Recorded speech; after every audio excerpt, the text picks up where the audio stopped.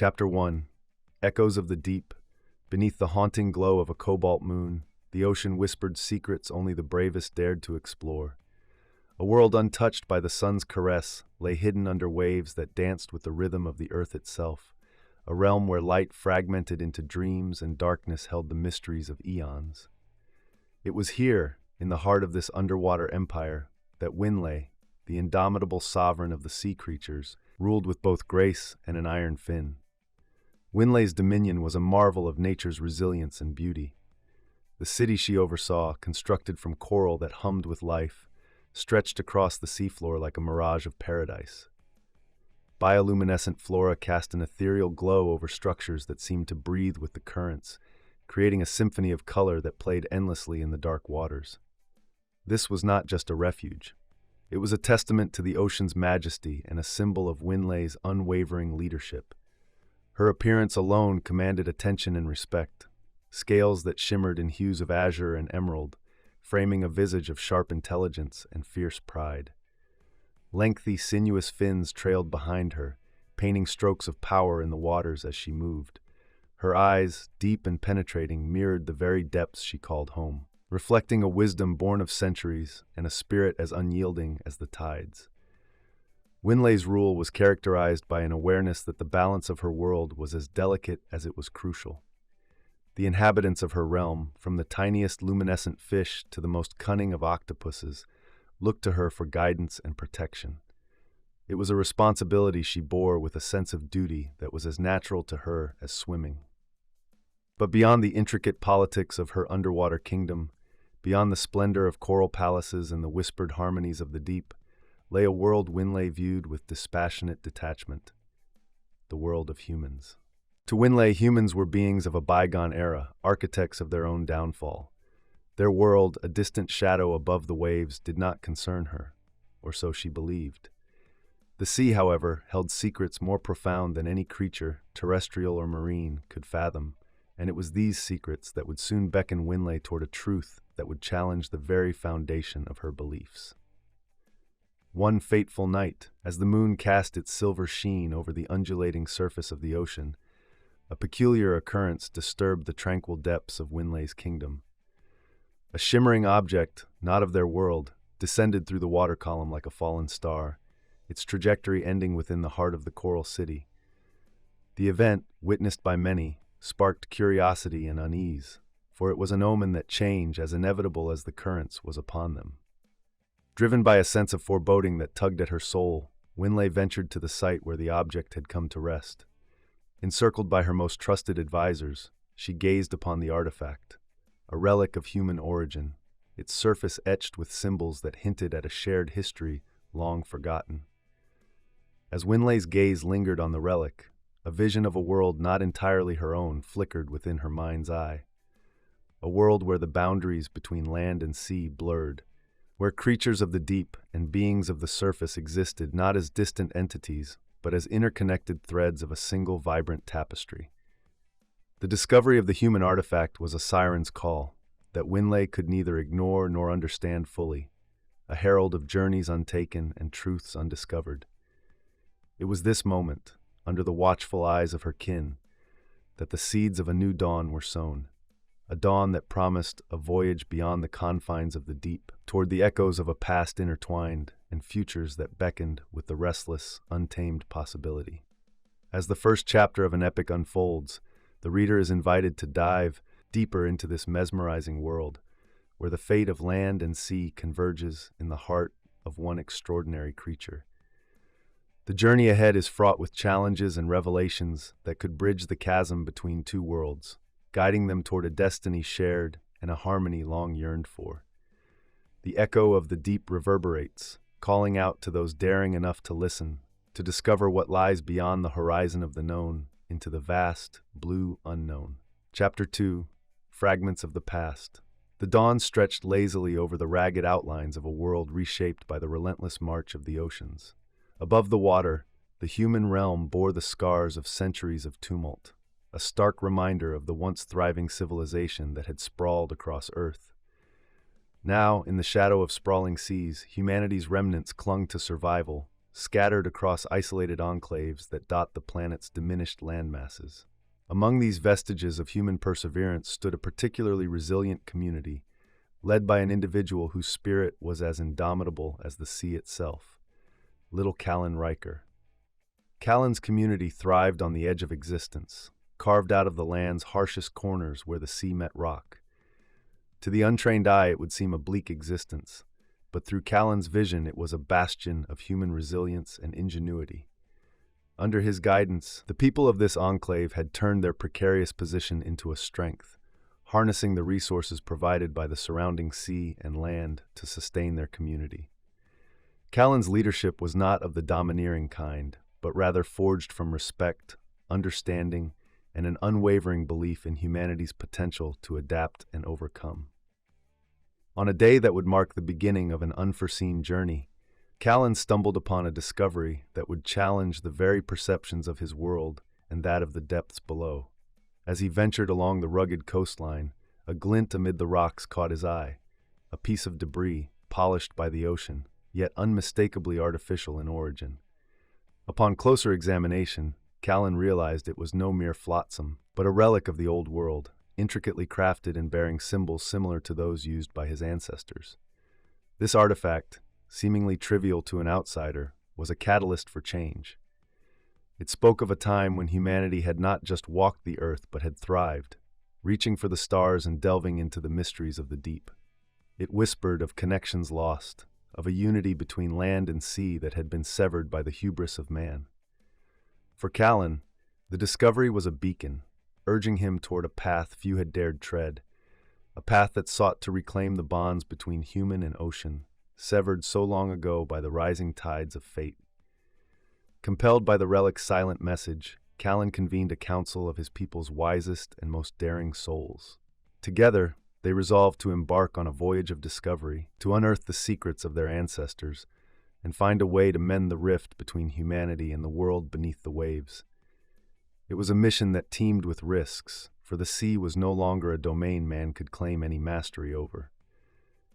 But in the hearts of Callan and his people burned a fire of curiosity and hope, a light that would guide them through the uncertainties that lay ahead. As preparations began, the air thrummed with the energy of anticipation and the weight of the unknown. The community buzzed with activity, crafting rudimentary but resilient vessels that would carry them across the waters, delving into regions uncharted by the generations that had preceded them.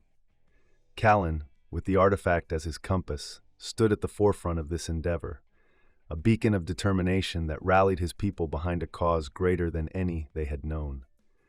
The ocean awaited, its depths veiled in mystery and danger, but also the promise of revelations that could bridge worlds. As Callan and his expedition set sail, the horizon stretched before them like the opening pages of a novel yet to be written, a tale of discovery, of forgotten pasts, and the potential for a future where the chasm between land and sea could once more be bridged. High above, the sun dipped closer to the sea, casting long shadows that danced upon the waters. The expedition, a mere speck against the vastness of the ocean, moved forward with a resolve as deep as the abyss that awaited them. The rising action of their journey was not just a venture into the physical unknown, but a voyage into the heart of their heritage, seeking the fragments of the past that held the key to their survival, and a world where boundaries could dissolve in the face of a shared destiny. On the precipice of discovery, with every stroke of the oar and every gaze cast into the depths, Callan and his companions ventured deeper into the narrative that would define not just their own fates, but that of all who called Earth home. The stage was set, the actors assembled, and the story of a lifetime beckoned, with the ocean as its script and the stars as its witnesses, a tale of unity and redemption unfurled on the canvas of the infinite blue. Chapter 3. Tides of Misconception. The world beneath the waves was a realm of silent majesty and whispered secrets, a place where time seemed to ebb and flow with the currents. Here the vibrancy of life manifested in forms both bizarre and beautiful, creatures that glided through the waters with an elegance that belied their true strength. Among them, Odin, a colossal sea steed, swam with a grace that rivaled the fluidity of the tides themselves. His scales shimmered with the myriad colors of the ocean, reflecting the world around him in a tapestry of light and shadow. Odin was more than just a creature of the sea. He was a symbol of the enduring bond between Winlay and the ocean realm, a steadfast companion whose loyalty knew no bounds. Winlay, aboard her loyal steed, journeyed through the heart of her domain, deep thoughts churning like the waters that enveloped her. The discovery of the human artifact had stirred something within her, a curiosity that gnawed at her convictions. Humans in her eyes had long been relegated to the annals of history, a cautionary tale of hubris and downfall. Yet the relic whispered of a time when the line between land and sea was not a division but a confluence of shared destinies. As she navigated the underwater city, its luminous beauty a stark contrast to the shadows that lingered at its edges, Winlay mulled over the implications of her find. It was a puzzle, a fragment of the past that beckoned her towards a truth that might bridge the chasm between two worlds long estranged. Above the surface, in the world of dwindling shores and tenuous hope, Callan steered his expedition with a resolve that mirrored the ocean's depths. His discovery had set them on a course towards the unknown, each wave they traversed a step closer to unraveling the mysteries of their ancestors, and perhaps finding a path to reconciliation with the sea itself. The horizon stretched before them, an endless canvas upon which their journey would be etched. The ocean, in its vast serenity, seemed to welcome their quest, its depths a repository of secrets waiting to be unveiled. Yet, beneath the calm surface, the waters teemed with life, unaware and indifferent to the ambitions of those who dared to traverse its domain. It was in this nexus of curiosity and apprehension that destinies converged. Winlay, atop Odin, ventured closer to the surface than she had in many moons, drawn by an inexplicable pull towards the unknown. Above, Callan's vessel sliced through the waters, a beacon of human ingenuity and determination. Their paths crossed in a fleeting moment, a sliver of time where the worlds above and below brushed against one another. From the deck of his vessel, Callan caught a glimpse of something beneath the waves, a sight that defied belief, a creature of the deep riding atop a beast of legend. In that instant, the sea seemed to hold its breath and time stood still. Winlay, equally struck by the sight of the human vessel, felt a surge of emotions that had long lain dormant. Curiosity, apprehension, and an inexplicable sense of connection washed over her, tugging at the very fibers of her being. The divide between her world and that of the surface dwellers, once insurmountable, now seemed a mere ripple in the vast ocean of possibilities. This encounter, brief as it was, sowed the seeds of a journey that would challenge the very foundations of their worlds. For Winlay, it was a revelation, a crack in the armor of misconceptions that had shielded her heart from the truth. For Callan, it was a sign, a beacon of hope that their quest was not in vain, that the ocean's depths held answers to questions long unasked. As their paths diverged once more, the echo of that fleeting encounter lingered, a haunting melody that spoke of a future where the tides of misconception could be turned, where two worlds, long estranged, could find common ground in the shared heritage of the earth itself. The chapter closes on this moment of potential, a tantalizing glimpse into a narrative teeming with the possibility of unity and understanding. Winlay and Callan, representatives of their respective worlds, stand at the threshold of a journey that could mend the rifts that time and tragedy have wrought. The reader, drawn into the depths of this unfolding tale, is left yearning to dive deeper, to follow the currents of this story towards the shores of a newfound harmony. Chapter 4, A Light in the Depths.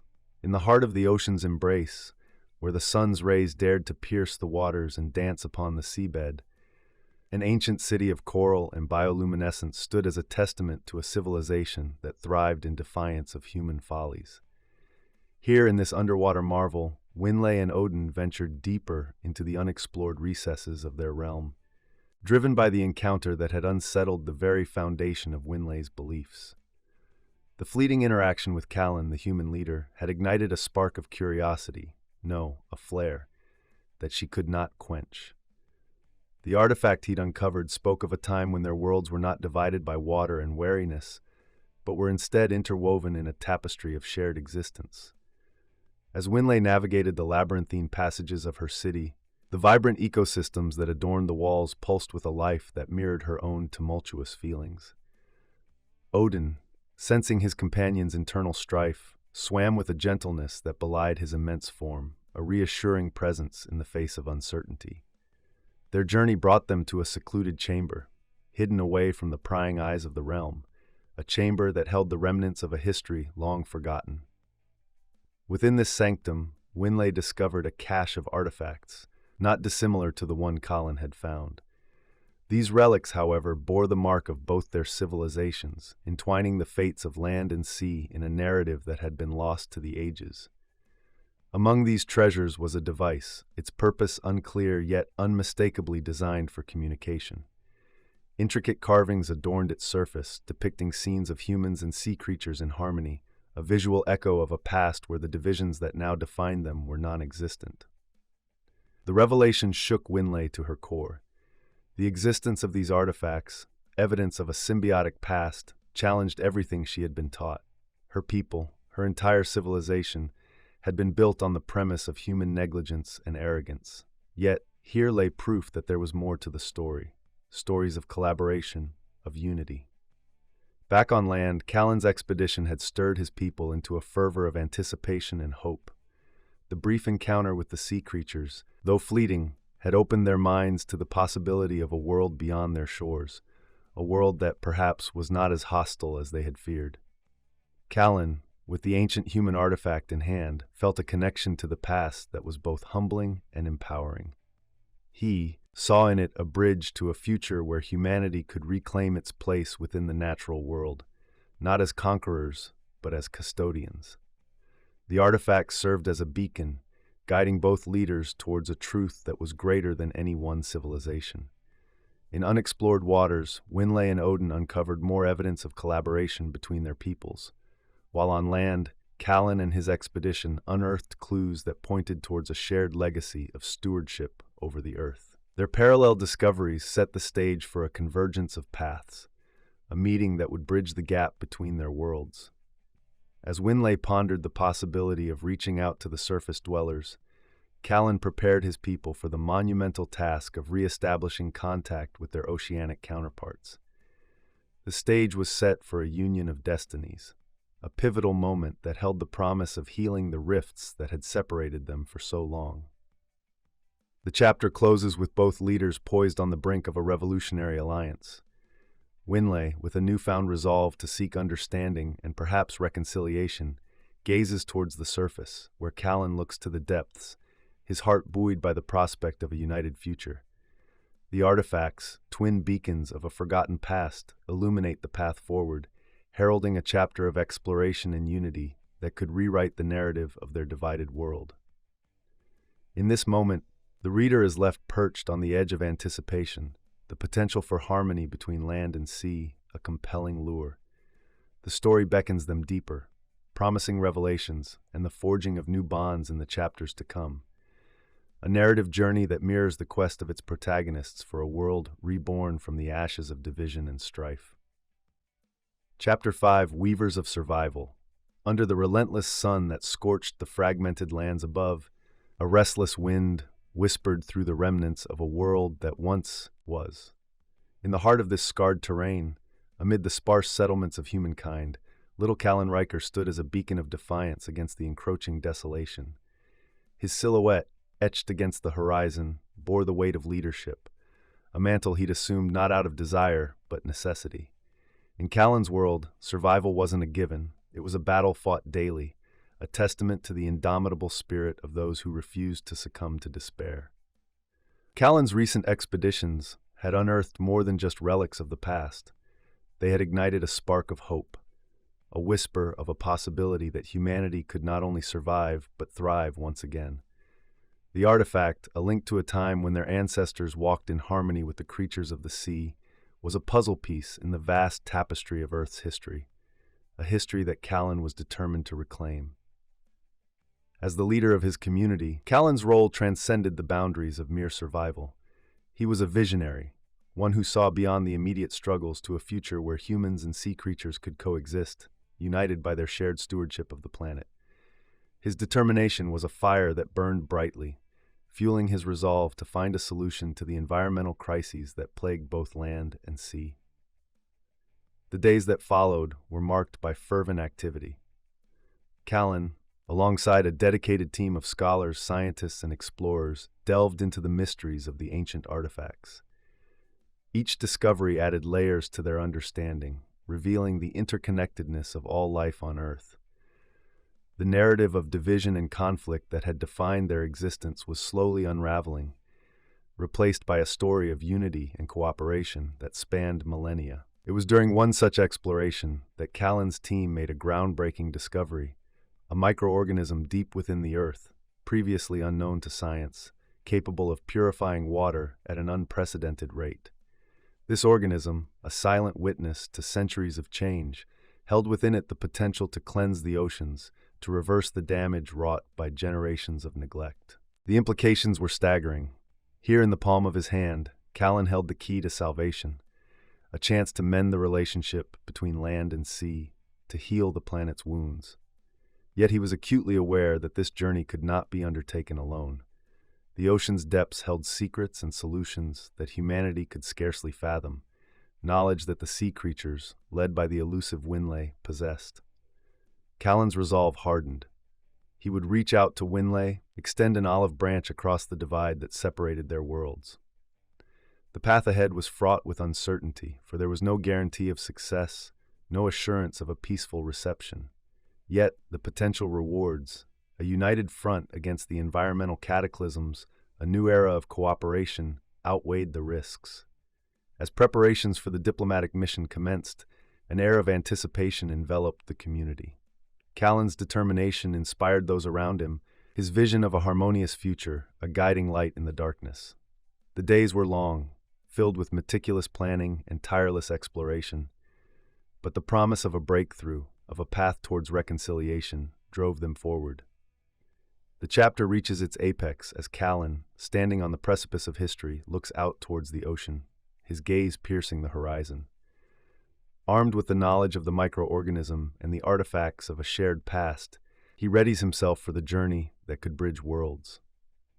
The wind, once a harbinger of desolation, now carried whispers of hope, of a future where humans and sea creatures could weave the fabric of survival together. In this pivotal moment, the reader is caught in the grip of anticipation, the unfolding narrative a siren's call that beckons them deeper into the story. Callan's quest for unity, set against the backdrop of a planet on the brink, becomes a reflection of the resilience and ingenuity of all life on Earth. The stage is set for a meeting that could change the course of history, a confrontation with the unknown that holds the promise of a dawn reborn from the ashes of division and strife. The chapter closes on the threshold of change, the imminent encounter between Callan and Winlay, a tantalizing glimpse into a future where the tides of misconception give way to the waters of understanding and mutual survival. The reader, now fully ensnared in the narrative's grasp, is left yearning for the revelations and challenges that lie ahead. The journey towards reconciliation and recovery, an irresistible call to turn the page. Chapter 6: Shadows over New Hope. The dawn breaks with an unsettling calm over the blighted shores, the sea whispering tales of unease as Callan stands, facing the vast expanse of water, the microorganism sample clasped tightly in his hand. His heart pounds with the anticipation of a future where land and sea could once again thrive together. Yet, as the sun climbs higher, a disturbing sight catches his eye, a thick, unnatural fog rolling in from the horizon, unlike any he's seen. Meanwhile, beneath the waves, Winlay feels a disturbance in the water, an ominous shift that sends ripples through her being. She swims to the edge of her domain, where the water darkens, and the sense of foreboding grows. From the depths, a menacing shadow approaches, a creature from the forgotten depths, awoken by the stirrings above and below. Back on land, Callan watches in horror as the fog reaches the shore, revealing not just mist but a swarm of toxic microorganisms, mutated counterparts of the very discovery he hoped would be their salvation. They spread quickly, consuming everything in their path, leaving a desolate void where life once persisted. The realization hits him like a wave. His attempt to heal had instead unleashed a greater threat. In the underwater city, panic ensues as the monstrous shadow looms. Closer, its intent clear, to reclaim the sea from those who dared disturb its slumber. Winlay, once steadfast in her leadership, now faces a creature of legend, one that her ancestors spoke of with fear.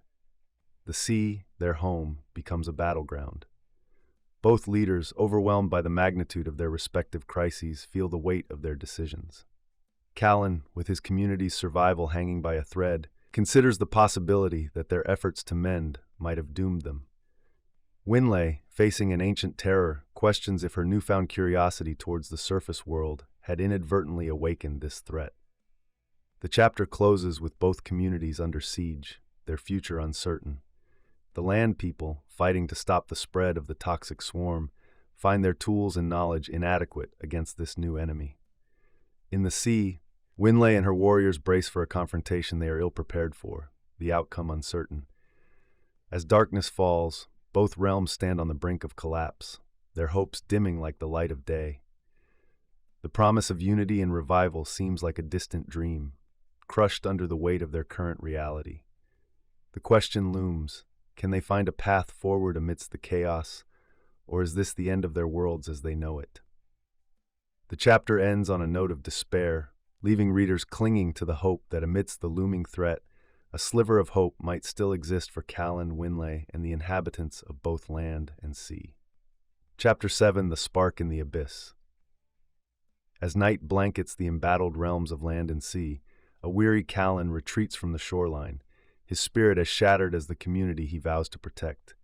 The toxic swarm, his inadvertent creation, spreads unchallenged, consuming the last vestiges of hope along with the land. The darkness is palpable, a mirror to the despair that grips his heart.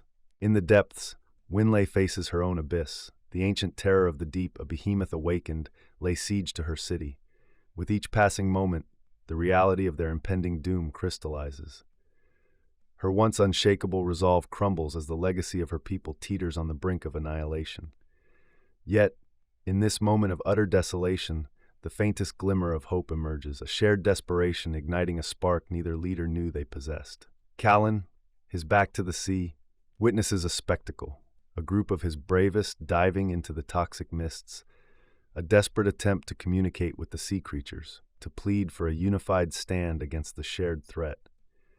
Their courage in the face of certain death stirs something within him, a resolve to not let their actions be in vain.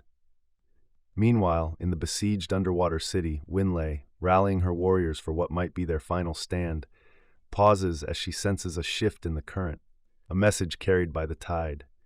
It's a plea, a faint thread of connection from the land dwellers, reaching out in unity against the darkness. In this message, Winlay perceives not just a call for help, but an olive branch, a chance for redemption and cooperation that she had never allowed herself to consider. With the dawn, a fraught silence envelops both leaders, the weight of their decisions, past and future, pressing heavily upon them. Callan, inspired by his people's bravery, devises a plan to draw the toxic swarm away from the shore, sacrificing what little they have left to give Winlay and her realm a fighting chance. Simultaneously, Winlay, moved by the unexpected gesture of solidarity, marshals her forces, not just to defend her domain, but to aid those on land. Her people, sensing the shift in her, rally with a newfound fervor, prepared to face the ancient terror, but this time not alone. As the first light of dawn touches the horizon, an unprecedented alliance forms. Signals, flashes of light from the shore and bioluminescent pulses from the depths create a beacon of hope. Both leaders, in an act of mutual trust, converge at the boundary of their worlds, a meeting that symbolizes the fragile yet potent promise of a united front. The chapter closes on this pivotal scene, the two forces standing together, a testament to the belief that unity can emerge from despair. The land dwellers and sea creatures, once divided by misconceptions and history, now face their adversaries as allies, emboldened by the shared goal of survival and restoration. This moment marks a turning point in the narrative, signaling not just the potential for victory over the immediate threats, but the possibility of a future where land and sea thrive together. The reader is left with a renewed sense of hope and anticipation, eager to see how this fragile alliance will reshape the fate of their worlds. Chapter 8: Alliance of Tides. The early rays of dawn cast a soft glow over the tense assembly on the boundary between land and sea, where Callan and Winlay stand at the vanguard of their unified forces. Despite the gravity of the situation, there is an underlying current of excitement, a feeling that together they might just be able to turn the tide of their shared fate. Callan, addressing both humans and sea creatures, unveils the daring essence of their plan. It involves the construction of a series of barrier reefs using accelerated coral growth, a technique discovered in ancient texts but never attempted. These reefs would serve dual purposes, as a physical defense against the swarm and the behemoth, and as a foundation for renewing the bond between land and sea by creating a shared sanctuary. Winlay, with a newfound respect for the ingenuity of humans, proposes complementing Callan's strategy with the deployment of a specialized contingent of sea creatures known as the Guardians of the Depths. These ancient defenders, seldom seen by even her people, possess the unique ability to manipulate water currents and potentially control the movements of both the toxic swarm and the behemoth. Together, they outline a plan of synchronized actions. Humans and a select group of sea creatures would initiate the creation of the barrier reefs, employing the microorganism to detoxify the area as they work. Parallel to this, the Guardians would engage the behemoth, leading it away from the vulnerable zones and into a newly formed labyrinth of reefs where its mobility would be limited. A critical element of their plan hinges on using the toxic swarm against the behemoth itself. By redirecting the swarm towards the behemoth, they hope it would act as a deterrent, or better yet, a means to weaken the ancient terror that had plagued the depths for eons. The assembly listens, spellbound by the audacity of the plan. Callan and Winlay's unified presentation symbolizes more than a call to arms. It signifies a blueprint for a future where cooperation replaces conflict, where mutual survival supersedes historical divisions. As the assembly disperses to prepare, Winlay and Callan share a moment of quiet camaraderie. Despite the challenges ahead, there is an unspoken understanding between them, a recognition of their journey from adversaries to allies, from despair to hope. The chapter closes as both forces begin their monumental task, humans and sea creatures working side by side, each action coordinated with precision under the watchful eyes of Callan and Winlay. In the distance, the ominous shadow of the behemoth stirs, a reminder of the imminent threat they face together. For the first time, a genuine sense of optimism permeates the atmosphere, fueled by the belief that this unprecedented alliance will not only survive the current crisis, but will emerge stronger, laying the groundwork for a renewed world. As readers turn the page, they're left eagerly anticipating the outcomes of this high-stakes endeavor, hopeful for the success of this alliance of tides, and curious about the future of a world brought back from the brink through unity and shared purpose. Chapter 9. The Eye of the Storm.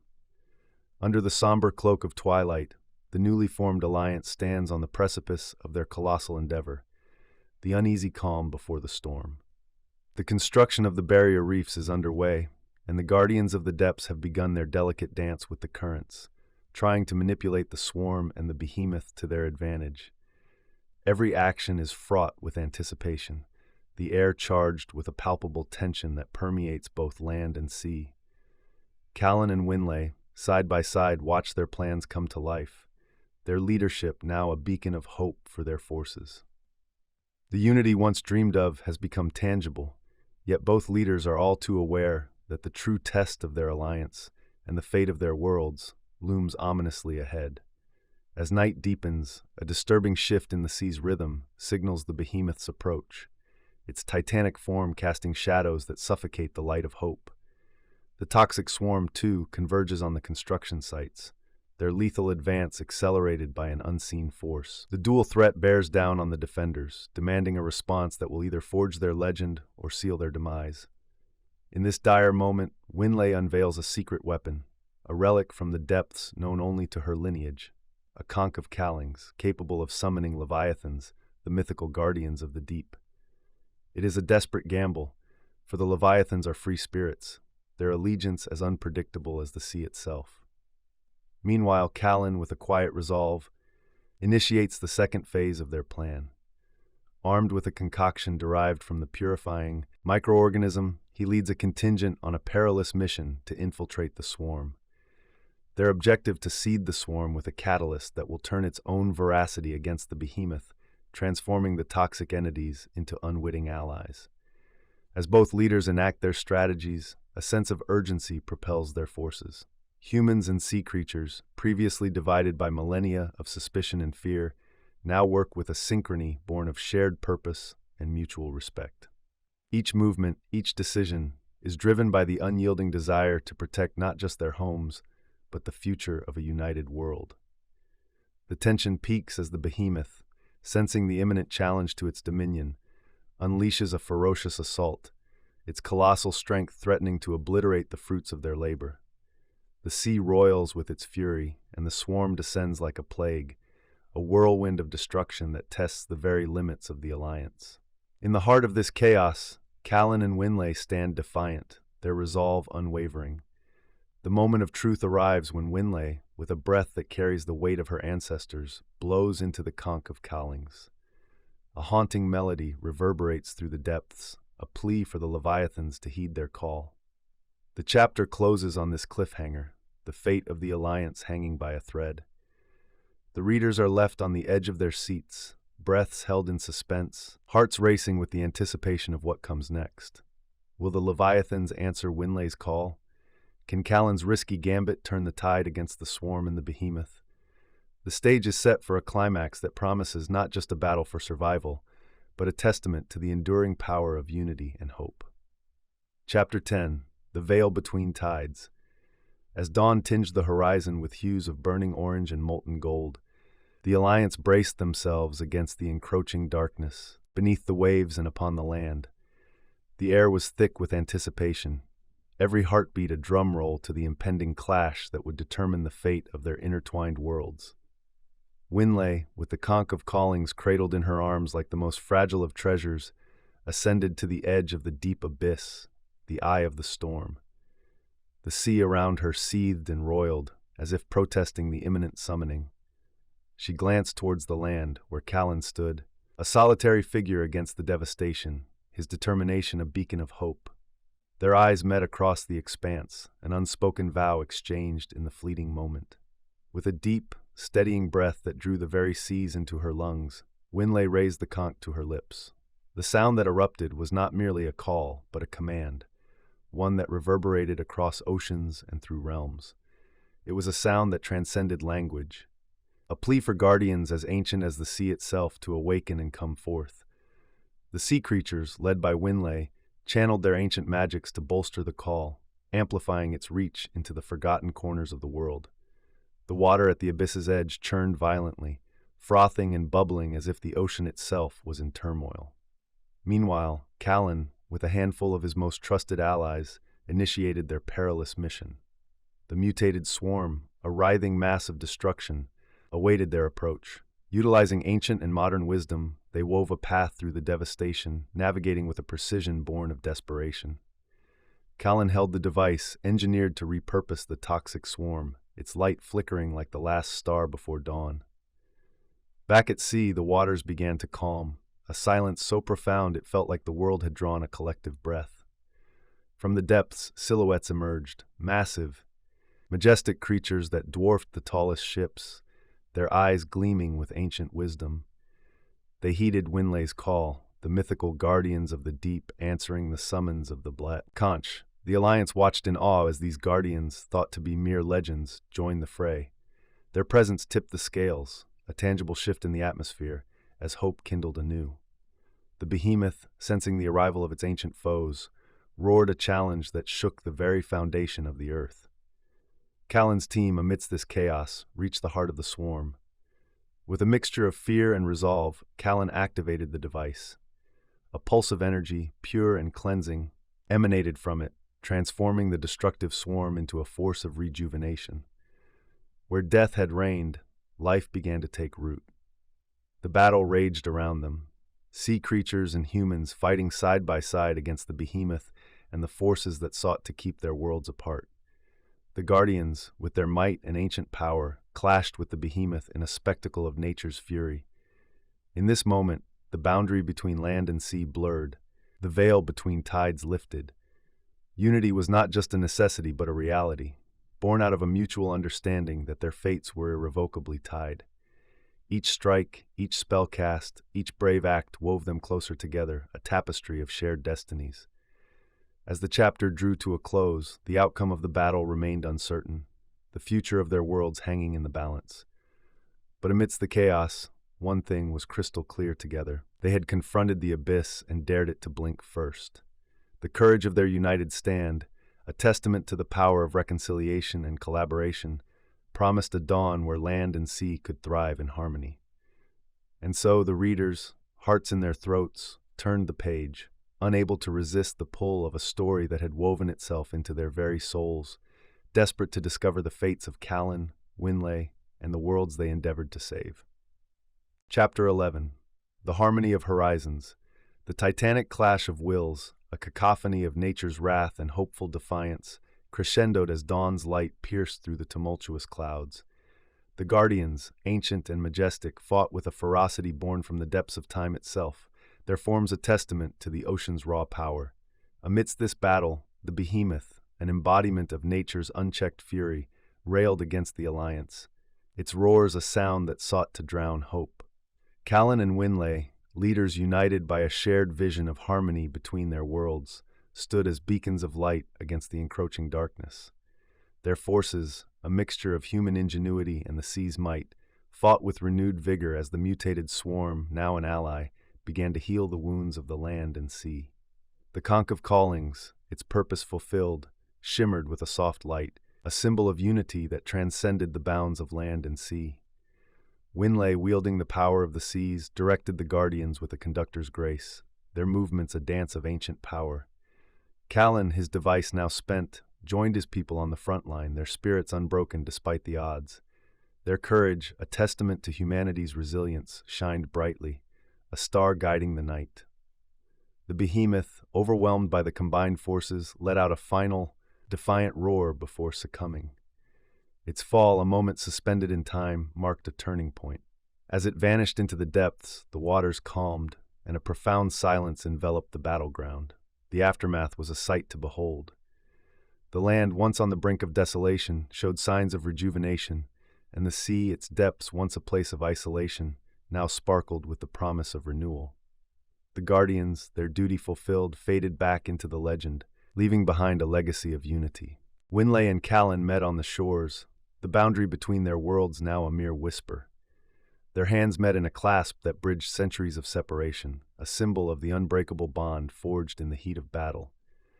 The alliance, once a dream, was now the cornerstone of a new era. The falling action saw the rebuilding of both lands and seas, concepts and technologies shared freely between them, breaking down the barriers of ignorance and fear. A council was formed, consisting of representatives from both worlds, dedicated to fostering this newfound unity.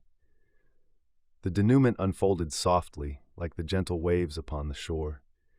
Callan and Winlay, watching the sunset together, mused over the future. Their worlds, once divided by myths and misunderstandings, now looked towards a horizon filled with possibilities. A tranquility settled over land and sea, a peace born from the understanding that differences could unify rather than divide. The story of their struggle, their unity, and their victory would be told for generations, a testament to the belief that harmony could be achieved no matter the odds. As the sun dipped below the horizon, casting a golden glow that seemed to embrace the world, Callan and Winlay knew that the journey ahead would be fraught with challenges. But they also knew that together, they could face anything the future held. The story of tides of futures past a journey of land and sea concluded on a note of hopeful anticipation, its final pages a promise of a future where the harmony of horizons was not just a dream, but a reality. And as the readers closed the book, they carried with them the story's heart, the belief that unity, understanding, and courage could indeed change the world. Chapter 12 whispers beyond the horizon. As the twilight merged seamlessly into the velvet of night, a sense of pervasive peace enveloped the realm of both land and sea. Callan and Winlay, standing side by side on the shore, looked out at the serene expanse before them, a testament to their unprecedented unity and triumph against the forces that sought to keep their worlds apart. The air was alive with the scent of regeneration, mingling with the tang of the sea, crafting an atmosphere of hopeful beginnings. However, as they turned to leave, a flicker at the edge of their vision halted their steps. Far off into the distance, beyond the boundary where the sea kissed the sky, a strange pulsating light broke the darkness. It wasn't the lighthouse's comforting beacon, nor the natural glow of bioluminescent creatures that often danced at the water's edge.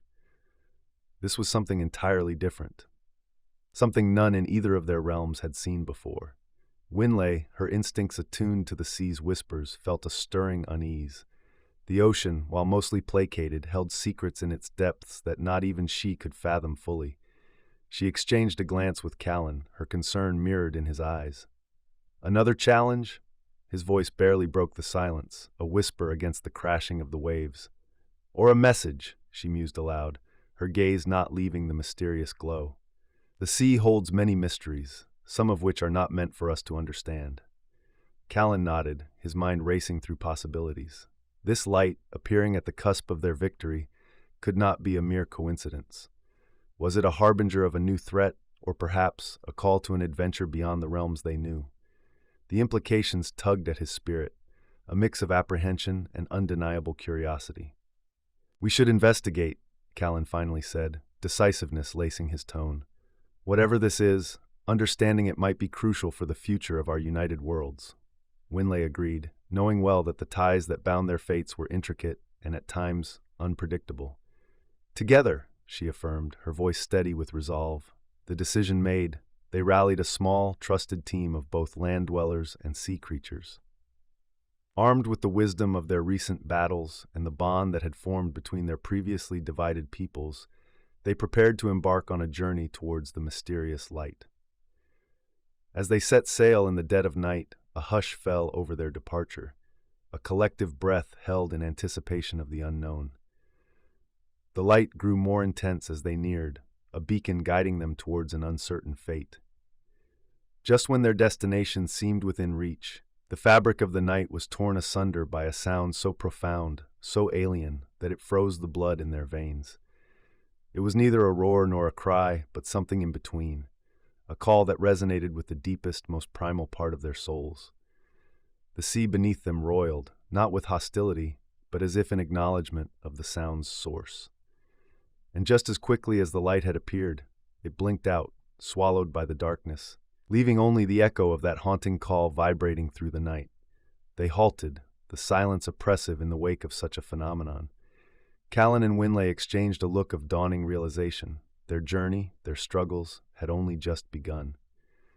This light, this call, was merely a prelude to a saga yet unfurling, a whisper of ancient secrets and untold futures. As the first light of dawn broke the horizon, casting a silver glow on the uneasy waters, the chapter, and indeed the book, closed on a note of tense anticipation. What lay beyond the horizon? What secrets did the light conceal? The answers, it seemed, were waiting just beyond the reach of their understanding, beckoning them into the embrace of the unknown. And so the readers, their thirst for adventure unabated, were left perched on the edge of a precipice, peering into the depths of a future clouded with mystery and ripe with potential, yearning for the moment they could dive into the next chapter of this ever-evolving tale. Thank you for listening.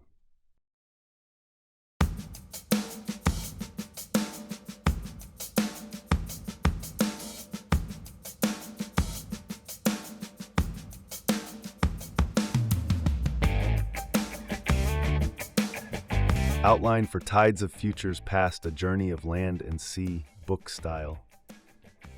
Written with the influence of modern, up-and-coming authors who have a background in anime storytelling. The narrative will blend vivid imagery, detailed world-building, and dynamic character interactions, focusing on themes of environmental consciousness, redemption, and the forging of unexpected alliances. Setting: a future Earth where rising oceans have reshaped the boundaries between land and sea. Underwater cities glow with bioluminescence, built from coral and remnants of a sunken human world. On land, humanity survives in sparse, resilient communities. Main characters: Winlay, the leader of the sea creatures, characterized by her wisdom, elegance, and a stubborn pride that belies a deep capacity for change and compassion. Odin Winlay's steadfast sea steed, symbolizing loyalty and the enduring bond between Winlay and the ocean realm. Little Callan Riker, leader of the humans, a subtle yet fierce spirit, embodying the resilience and potential of humanity. Central theme: the interconnectedness of all life and the potential for reconciliation and unity between seemingly disparate worlds. Tone: the narrative tone blends haunting beauty with stark realism, infusing conversations with historical depth, philosophical musings, and hope. Narrative structure: the story progresses through the dual perspectives of Winlay and Callan, with pivotal moments driving towards mutual understanding and collaboration. Chapter titles and synopses. Chapter 1: Echoes of the Deep. Introduce Winlay in her magnificent underwater city, exploring her realm and establishing the current dynamics between sea creatures and humans. Winlay's pride and preconceived notions about humans are highlighted. Chapter 2: Fragments of the Past. Shift to Little Callan's perspective, portraying the human struggle on land. A discovery hinting at the ancient connection between humans and the sea sparks curiosity and hope. Chapter 3: Tides of Misconception. An unexpected encounter between Winlay and human explorers leads to tension, but plants the seeds of doubt in Winlay's beliefs about human insignificance. Chapter 4: A Light in the Depths. Winlay discovers an ancient human artifact that challenges her views on humanity and their shared history with the sea. Chapter 5: Weavers of Survival. Focus on Callan's leadership and his determination to find a solution to the environmental issues plaguing both land and sea. His quiet yet formidable nature is explored. Chapter 6: Oaths Beneath the Moon. Odin aids Winlay in a time of crisis, reinforcing the bond between sea creatures. Winlay begins to question her isolationist stance. Chapter 7: Unseen Currents. Humans make a groundbreaking discovery, a deep-sea microorganism capable of detoxifying the ocean. The narrative begins to weave closer ties between land and sea. Chapter 8: Echoes of Empathy. Callan and Winlay engage in a fraught yet transformative dialogue, bridging centuries of misunderstanding with newfound empathy. Chapter 9: Rising Tide of Hope. Joint efforts between humans and sea creatures lead to the implementation of the ocean-purifying organism, symbolizing a turning point in their relationship. Chapter 10: The Bond Beyond Worlds. Winlay fully realizes the interconnectedness of their existences, leading her to formally ally with the humans in their environmental efforts. Chapter 11: Genesis of a New Dawn. The sea and land begin to show signs of recovery, with Winlay and Callan working together to guide their respective peoples towards a sustainable future. Chapter 12: Oceans of Tomorrow. The story concludes with a reflection on the journey of understanding and collaboration. Winlay and Callan stand together, looking towards a horizon that symbolizes a united future for both their worlds. This outline crafts a captivating journey of discovery, challenge, and unity, deeply rooted in the beauty and complexity of an anime-influenced narrative structure. Prologue. In a world hundreds of years from our own, the boundaries between ocean and land have markedly shifted, rebalancing the dominion of Earth. The seas have risen and expanded, swallowing large portions of what was once bustling human civilization. This new world is divided, yet intrinsically connected. A planet where sea creatures have ascended as the dominant intelligence, evolved far beyond their primitive ancestors through a crucible of human-caused trials and alterations. Humans, though still present, are diminished, scattered across the fragmented remnants of their old territories, living in humbled communities that cling to the shores and the sparse, elevated lands that the ocean hasn't claimed. Our setting oscillates between the unfathomable depths of the ocean, where cities gleam with bioluminescent light and are built from coral and the salvage of a human world long submerged, and the rugged, austere life on land, where humans and a few terrestrial animals have adapted to a world vastly altered by their own hand. Here, the immense intelligence of sea creatures is evident through their elaborate structures, their refined communication methods echoing through the waters, and their ability to manipulate their environment in ways humans never mastered. The oceanic cities are a marvel of biological and ecological engineering harmoniously integrated into the aquatic ecosystem. Their inhabitants, from the wise and ancient cetaceans to the ingenious cephalopods, have formed a complex society that prioritizes sustainability and harmony, a stark contrast to the human world of old.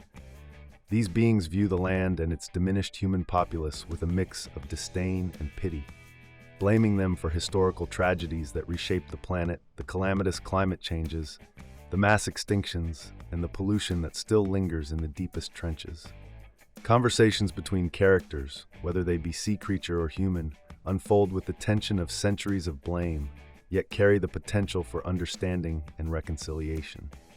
Dialogues are rich in history, philosophy, and the urgent need for a shared future. Across the narrative, these exchanges not only push the plot forward, but deepen the reader's immersion in this divided yet interconnected world. In this setting, two serendipitous discoveries serve as pivotal points in the story, symbolizing hope and the potential for mutual redemption.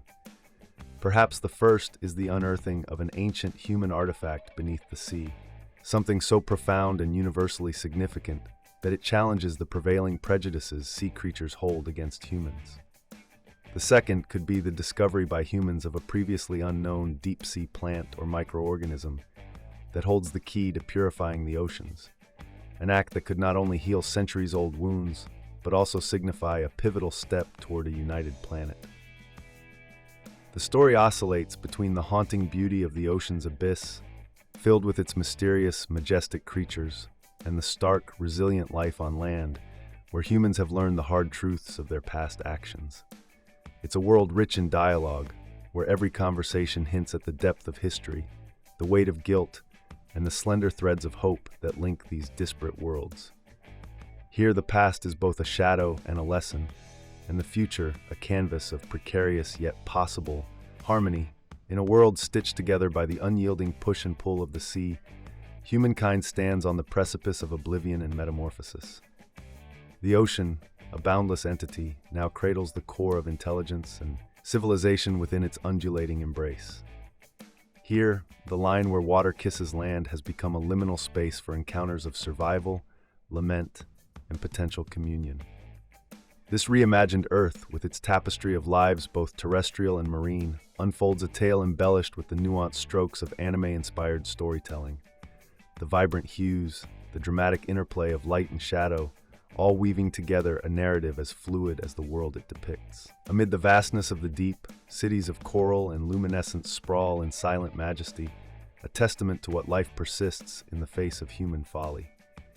These underwater metropolises, alive with the echo of cetacean songs and the swift, purposeful movements of tentacled architects, embody a civilization risen from adversity. Through an anime lens, these creatures are not mere beasts, but characters rich with depth, their stories conveyed through expressive eyes and movements, their society an intricate dance of cultures and classes, reminiscent of human complexities, yet distinctly otherworldly. On land, the remnants of humanity cling to a fractured existence, their settlements sparse and their resources scarcer still. Their struggle is rendered with a raw honesty, their faces etched with the history of their fall and the daily battle to rise anew. The humans, with their resilience and their flaws, provide a stark contrast to the ocean's denizens, yet both are portrayed with a sympathy that invites understanding. The narrative thrives on these contrasts, using the vivid, dynamic visuals characteristic of anime to bring to life the harsh beauty of the land and the surreal wonder of the sea. The story navigates the delicate threads of interaction between these disparate worlds with a grace that mirrors the fluidity of the waters themselves. Dialogues, rich with the weight of history and the possibility of forgiveness, unfold in scenes charged with emotion, each word, each silence imbued with the power to heal or to wound. The encounters between sea creature and human are depicted with an intensity that leaps off the page, their faces close, expressions wrought with the complexity of their shared plight, their potential for mutual redemption hanging in the balance. As the tale winds through discovery and reconciliation, the narrative employs the kinetic energy and the poignant stillness familiar to fans of anime storytelling. The unearthing of an ancient artifact beneath the sea, its significance resonating across species, is revealed in a sequence that captures the awe of discovery, the frames drawn out as time seems to stand still. The artifact itself, a beacon of shared history, and hope. Similarly, the discovery of a life-giving microorganism by humans is portrayed with a vibrancy that underscores its significance, each moment detailed with the care of a climactic revelation. This is a narrative that pulses with the lifeblood of its anime roots, each chapter a frame, each dialogue a subtitle to the grand, sweeping epic of survival and coexistence. It's a world where every shadow and light, every line of dialogue, is imbued with significance, crafted with the care of an artist who sees the world not just as it is, but as it could be. Here in this future Earth, the story unfolds like a tapestry, each thread a story, each knot a moment of connection, woven together into a narrative that speaks of tragedy, resilience, and the unyielding hope for a world reborn. Winlay, the indomitable leader of the sea creatures, emerges as the heart of this vividly depicted world, a realm held in the delicate balance between the ruins of human ambition and the thriving sanctuaries beneath the waves. Born from the luminescent cradle of the ocean's depths, she rules with a presence as commanding as the tides, her form a mesmerizing blend of elegance and power, embodying the majesty of the sea itself. With scales that shimmer in a myriad of hues, reflecting the vast palette of her underwater kingdom, and eyes as deep and fathomless as the trenches, she is a sight to behold, both feared and revered among her subjects and the terrestrial beings who dare to gaze upon her. As a leader, Winlay's authority is unrivaled, her voice carrying the weight of the ocean's vastness. Yet, it is her stubborn pride that stands as both her fortress and her folly. This unyielding determination, often seen as invincibility, masks a fearlessness that verges on recklessness. Winlay fears no one and nothing, believing firmly in the supremacy and self-sufficiency of her aquatic domain. She views the world above the waves with a mixture of disdain and indifference, considering the struggles of humankind as distant echoes, irrelevant to the pulsating life of the deep. Her steadfast belief in the separation between the terrestrial and the aquatic leads Winlay to dismiss the impending threats that bind their fates together. Resource depletion, environmental desecration, and the shadow of extinction are calamities that she, in her initial hubris, deems exclusive to the surface dwellers. However, beneath her formidable exterior lies a heart capable of immense compassion, a virtue that manifests subtly in her guardianship of her people and the sanctuaries they inhabit. Winlay's journey is one of profound metamorphosis, a narrative arc that sees her confronting the limitations of her perspectives. The catalyst for her transformation emerges from the depths of crisis, moments where the veil between her world and that of the humans grows thin, enabling unforeseen connections and understanding. Encounters with humans, once considered anomalies, become gateways to revelations about the interconnectedness of all life, regardless of its domain. These interactions, fraught with tension, gradually unveil the common threads of survival, hope, and the pursuit of harmony. Her evolving empathy is challenged and shaped by the struggles faced by both her people and the humans. The discovery of an ancient artifact and a life-giving microorganism serve as pivotal moments, bridging the chasm between the two worlds and illuminating the shared history and potential future of coexistence. Winlay's initial stubbornness softens, giving way to a leader who understands that true strength lies in adaptability, collaboration, and the humility to acknowledge one's errors. Winlay's transformation is the heart of the narrative, symbolizing the potential for reconciliation and unity in a divided world. Her story, marked by trials, self-discovery, and redemption, is a testament to the anime-inspired storytelling that frames the narrative. It is a portrayal rich with the nuances of character development, the vibrancy of the setting, and the depth of thematic exploration. In the end, Winlay emerges not only as the leader of the sea creatures, but as a beacon of hope for all beings.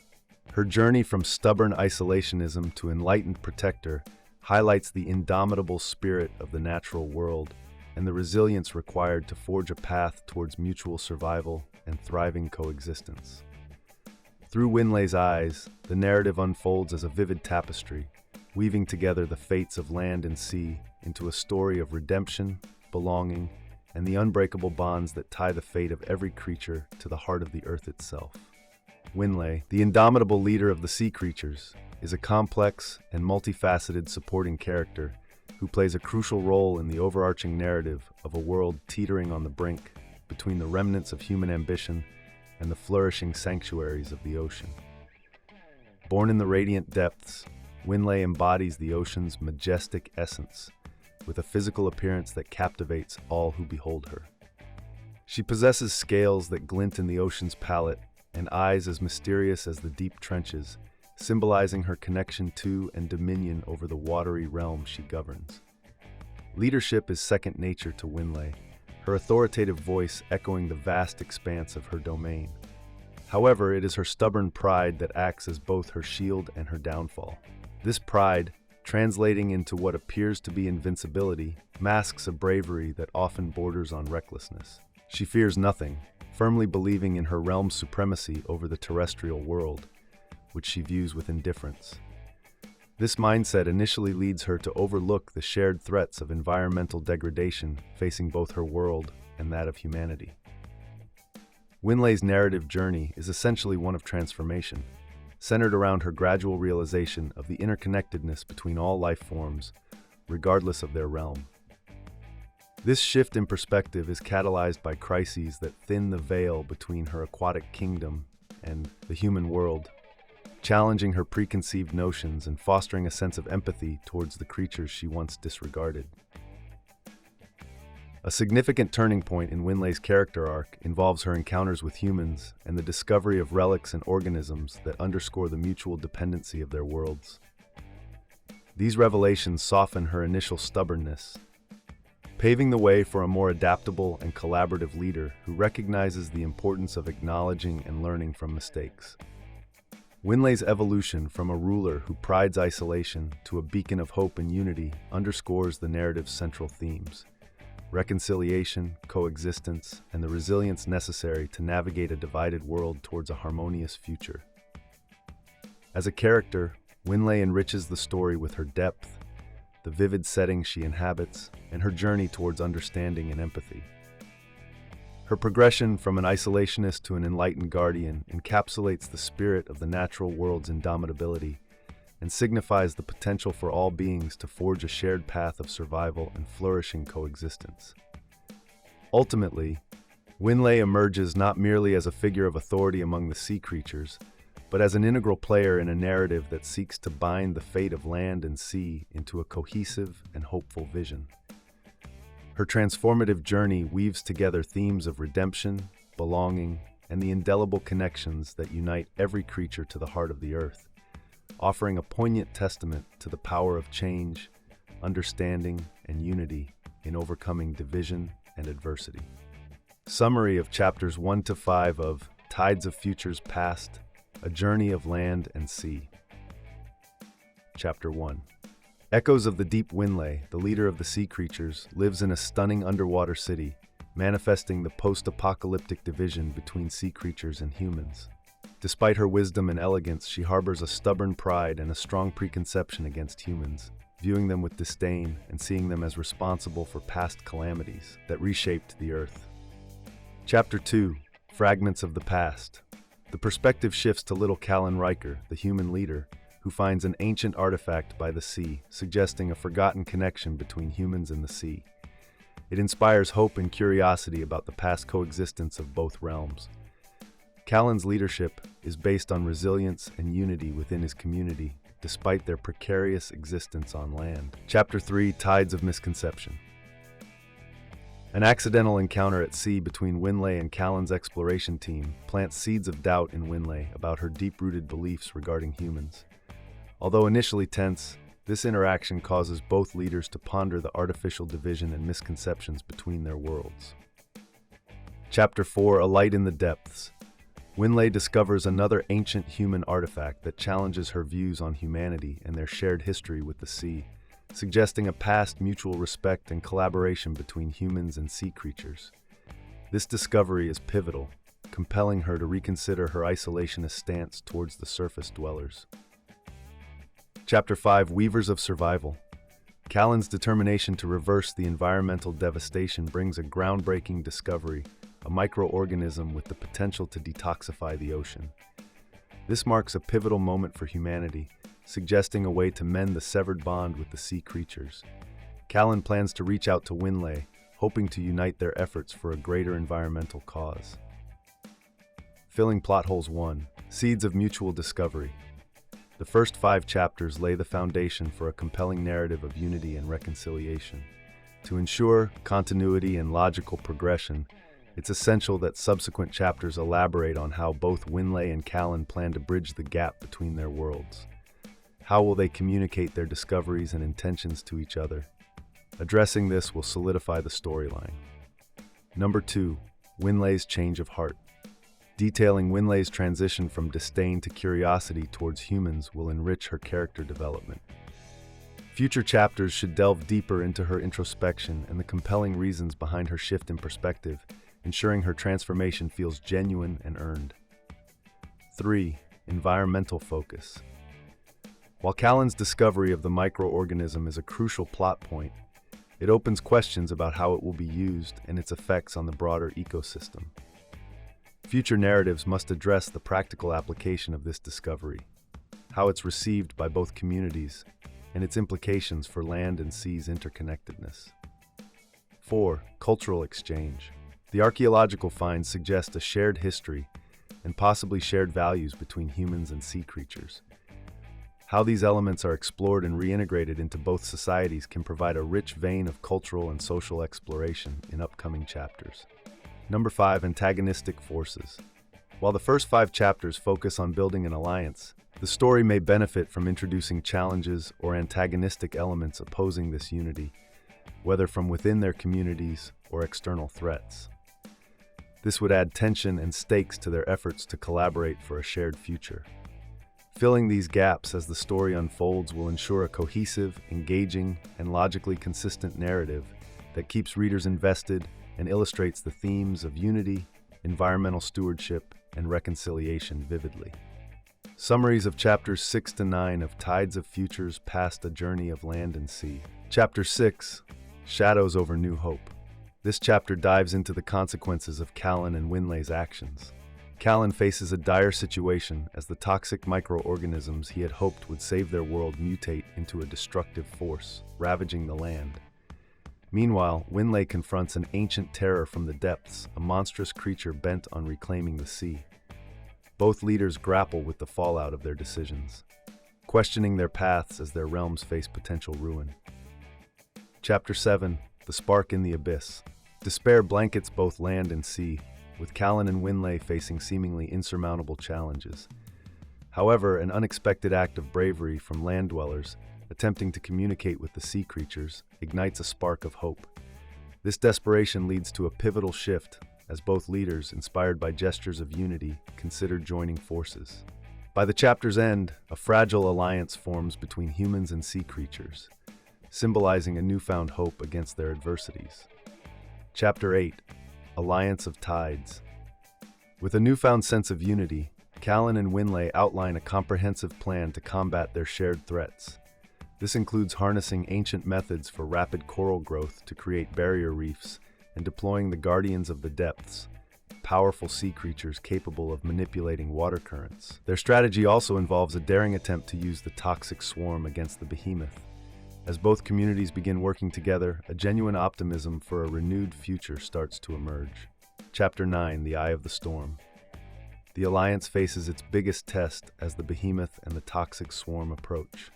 Winlay reveals a secret relic, the Conch of Callings, aiming to summon mythical sea guardians, while Callan spearheads a dangerous mission to infiltrate and repurpose the toxic swarm. Amidst the chaos and imminent threat, the unity and efforts of land dwellers and sea creatures embody a significant transformation from division to mutual trust and cooperation. The chapter ends on a cliffhanger, leaving readers eager for the outcome of these desperate measures. Filling plot gaps and ensuring continuity. 1. Continuity in character development. Callan and Winlay's transformation from isolationists to leaders willing to forge an unprecedented alliance anchors the plot's progression. Balancing their personal growth with the escalating threats ensures a cohesive narrative arc. 2. Logistical evolution of the alliance. The formation and execution of the alliance's strategy are critical. Future chapters should explore the logistical challenges and innovative solutions that arise from this diverse collaboration, providing depth to the storyline. 3.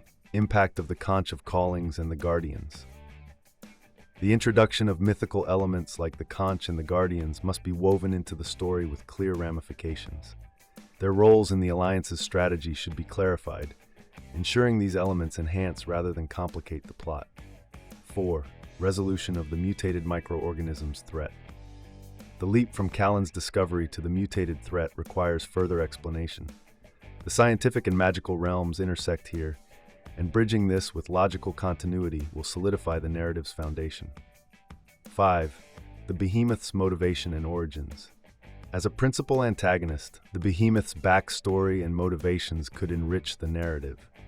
Future chapters could delve into its history, potentially offering another layer of conflict or resolution for the Alliance. Paying attention to these gaps and ensuring logical progression and character consistency will keep the story engaging and immersive, setting up a compelling foundation for the subsequent narrative arc.